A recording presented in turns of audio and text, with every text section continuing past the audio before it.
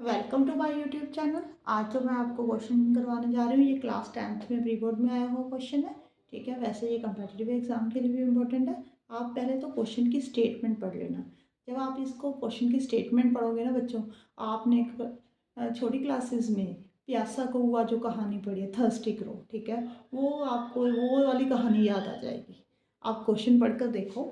A crow found a cylindrical vessel of base diameter 10 centimetre.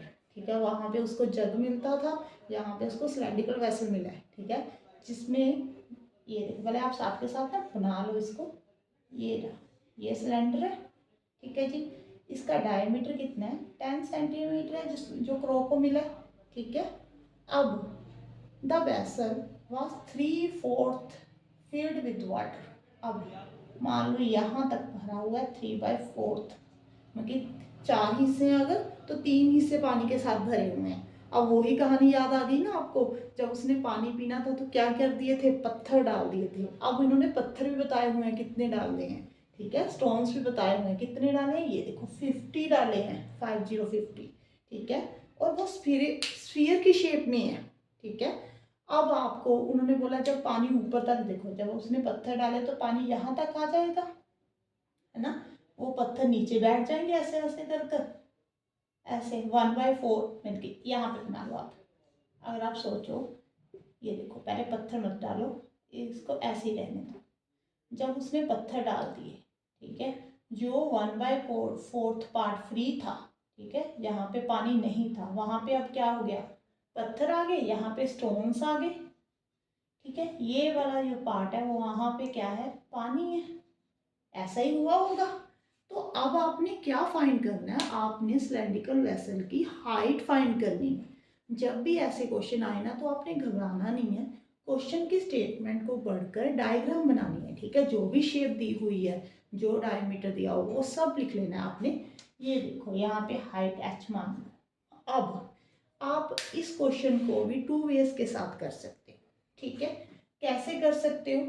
मैं एक first way बताती हूँ आपको। अगर आपने सिलेंडर की कैपेसिटी देखनी है, ये देखो कैपेसिटी ऑफ सिलेंडर, आप कैसे देखोगे? ठीक है, एक तो इसमें पानी है, कितना पानी है? 3/4 ऑफ वॉल्यूम ऑफ सिलेंडर, ऐसा ही है ना। प्लस 50 क्या है? स्फीयर स्टोन्स है, स्फीयर की शेप के, स्फेरिकल। तो 50 इंटू वॉल्यूम ऑफ स्फीयर, ऐसे ही होगा बेटे। ठीक है, जो स्फीयर की शेप है ना उसमें जो डायमीटर दिया हुआ है वो 2 सेंटीमीटर दिया हुआ है, ये भी याद रखना आपने। ठीक है, अगर आपने इस सिलेंडर की कैपेसिटी निकालनी है तो आप ऐसे ही निकालोगे। ठीक है, कैपेसिटी का मतलब क्या होता है? वॉल्यूम ही होता है। ठीक है, वॉल्यूम और कैपेसिटी एक ही बात होती है। इसमें देखो कितनी चीज आ सकती है, कैपेसिटी यही है ना। एक तो इसमें स्टोन आए हुए हैं, कितने स्टोन आए हुए हैं? 50 स्टोन्स आए हुए हैं। एक इसमें 3/4 पार्ट पर क्या भरा हुआ है? पानी भरा हुआ है। आप ऐसे भी इस क्वेश्चन को सॉल्व कर सकते हो। ये देखो अगर मैं ऐसे करती हूँ तो यहाँ पे πr² आ गया, इज इक्वल टू यहाँ पे 3/4 πr² आ गया, प्लस 50 इंटू 4/3 πr-³ लिख लो, r1 लिख लो चाहे। ठीक है, क्योंकि r दोनों में डिफरेंट है ना। इसकी इसका जो रेडियस और होगा, इसका और होगा, तो हमने एक में r लेना, एक में r1 ले लिया। ठीक है, जब आप इसको इधर लेकर आओगे, यहाँ पे 1 है, ये देखो 1 में से जब आप 3/4 कट करोगे, ठीक है, ये कट कर दिया तो कितना आ गया? 1/4 πr²h, यही आ गया ना। अब इसको आगे सॉल्व कर सकते हो। ठीक है, इसको कर सकते हो ना। अगर आपने ऐसे नहीं करना, ठीक है, तो मैं आपको एक और वे बताती हूँ, उसके साथ भी आप क्या कर सकते हो। वो कौन सी है? इसको मैं अरेज कर देती हूँ यहाँ से।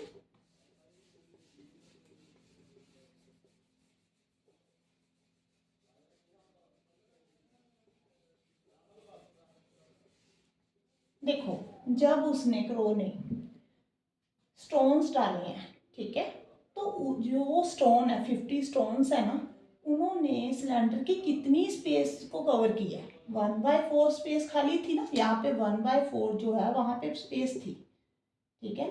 1/4 जो थी वो फ्री थी, खाली थी यहाँ पे, ठीक है। ये देखो यहाँ पे उन्होंने उसको कवर किया है ना।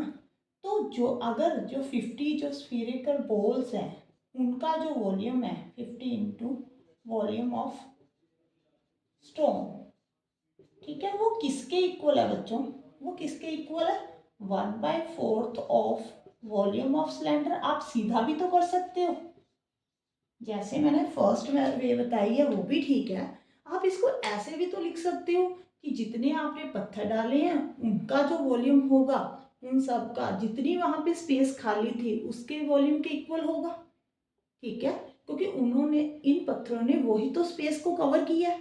तो आप ऐसे सीधा भी कर सकते हो।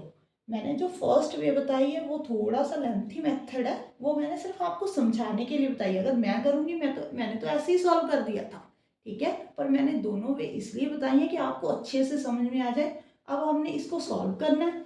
ये देखो कैसे करोगे, 50 इंटू 4/3 पाई R1 का क्यूब, यहाँ पे 1/4 पाई R² H है। यहाँ पे देखो पहले तो पाई के साथ पाई को कट कर दो, ठीक है जी। R1 क्या था? स्फीयर का रेडियस था।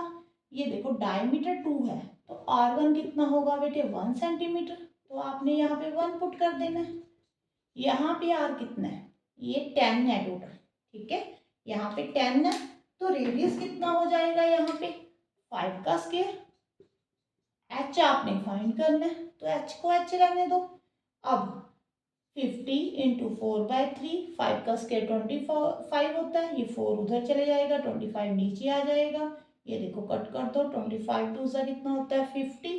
4 इंटू 4, 4 टू ज़ा 8, 8 4 ज़ा 32। तो H जो आया वो 32/3 आ गया बेटे। अगर आप इसको डिवाइड करना चाहते हो डिवाइड कर लो, अगर फ्रैक्शन में रहने देना चाहते हो तो फ्रैक्शन में रहने दो, ठीक है। ये इसका आंसर आ गया। अगर आपने डिवाइड करना है तो h जो होगा वो 3 1 ज़ा 3, यहाँ पे 0 आएगा, यहाँ पे 6 आएगा, ठीक है। ऐसे करना है। इसका आंसर 1.6 मत लिख देना, ठीक है। हाँ जी, अगर आपको मेरी वीडियो अच्छी लगे तो please like and subscribe my channel and comment box में बताना कि आपको जो मैं मेथड समझा रही हूँ वो समझ में आ रहे हैं और आपको मेरे जो समझाने का वो है वे है वो कैसा लग रहा है। Thank you for watching.